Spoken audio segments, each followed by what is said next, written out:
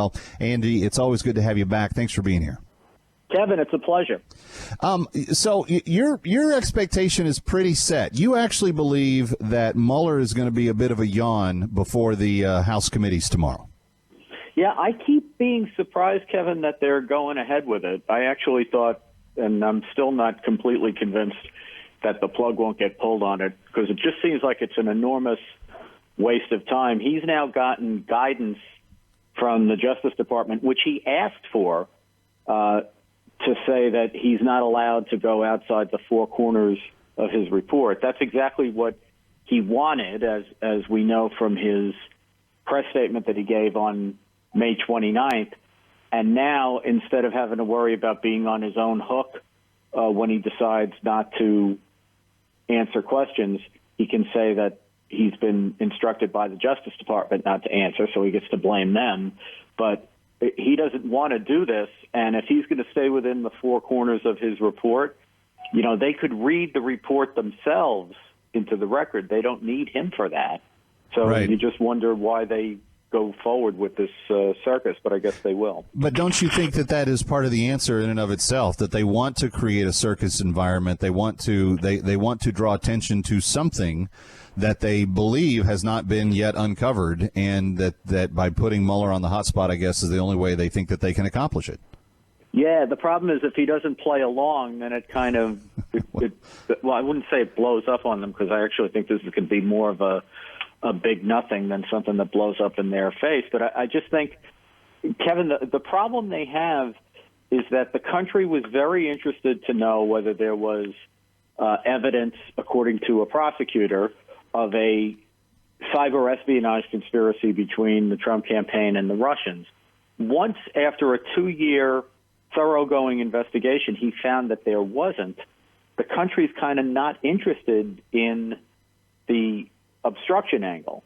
After being told for 2 years that there was this big collusion conspiracy, that's what people wanted to hear. As far as obstruction is concerned, I just don't think people are whipped up about it, and they're not going to get whipped up about it just because the Democrats decide they should be. Yeah, I guess that one little thin slice of really dedicated Democrat primary voters that are very, very jazzed about this whole impeach him, he's the devil, we've got to get him out of there as fast as possible kind of mentality.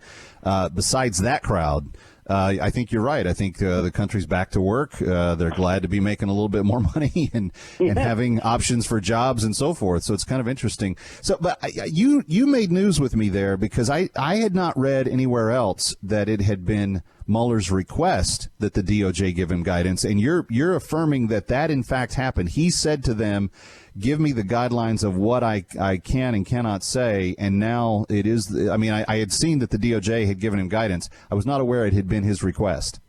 My understanding was that he or his office had asked, and I think I read this in the Hill. I can't remember if I read it in the Hill or the Times, but I thought I read someplace. And look, the staff has been working with the Justice Department, so sure, that's not surprising. But he does not. He made it very clear in his press statement that he doesn't want to go outside the four corners.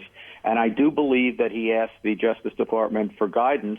And I wouldn't be surprised if behind the scenes what they were very clear on what they meant by guidance, which is, ask me not to go outside the bounds of the report, because I don't want to go outside the bounds of the report. Well, and technically the ownership of the report, it is the property of the Department of Justice. It is not the property of Robert Mueller. So his findings technically are theirs to reveal as they feel appropriate. Yeah, you're right. That's totally up to the Attorney General. And I think that's why this strange dance has gone on from the beginning between Barr and Mueller, which I have found fascinating, which is that Mueller really doesn't want to testify, but he doesn't want to take the weight for not testifying. So he's asking the Justice Department to basically direct him not to testify. And the Justice Department probably would prefer if he didn't testify. I'm sure Barr would, but Barr doesn't want to be responsible for the Democrats saying that Mueller wouldn't talk. Right. Because then there's accusations of cover-up and all the rest of it. I get it. Well, that's very interesting. So we will take under advisement that that Mr. McCarthy has told us that the Democrats need to be prepared to be disappointed tomorrow in no uncertain terms. Great piece at Fox News that you need to check out. Now, this weekend, Andy, I ran across your response to the send her back chant controversy that kind of obsessed the last couple of weeks. And I thought it was so well stated that when I promoted it on social media, I said, this is the only thing you need to read on this issue. But the title of your article was very simple. No one really wants to send her back. Explain your premise.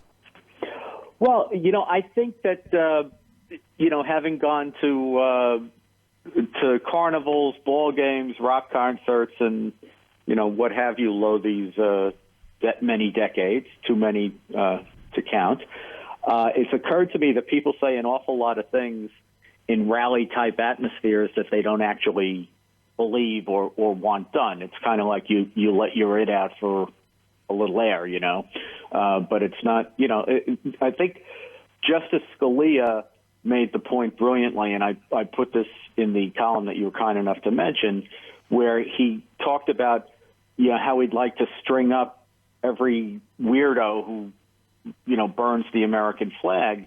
And he explained that in the course of explaining why he voted against criminalizing burning the American flag.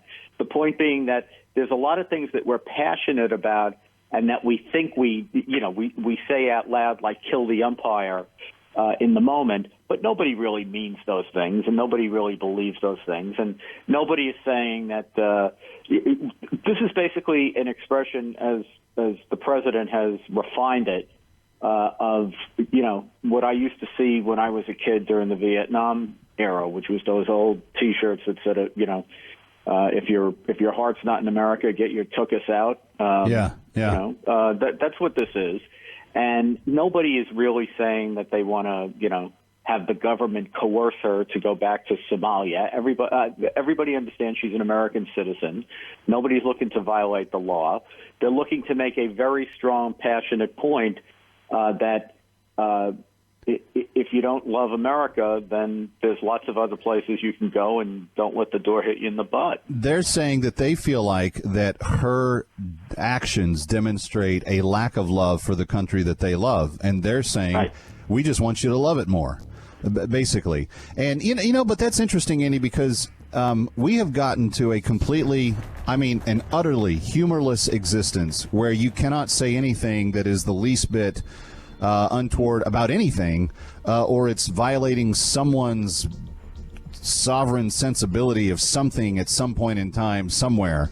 And I find it rather discouraging to live in such an environment. Like I would much rather have people just say, I don't agree with you either, McCullough. So if you don't like it, you leave. And I'll be like, okay, I'm not going to, but I don't like what you had to say much either. Kevin, I couldn't say it better. That's exactly right. It's just, it's a mirthless society. It's terrible. It is. Really. All right. So read him in the National Review and on FoxNews.com, and watch him on Fox News Channel. Andy McCarthy, thanks.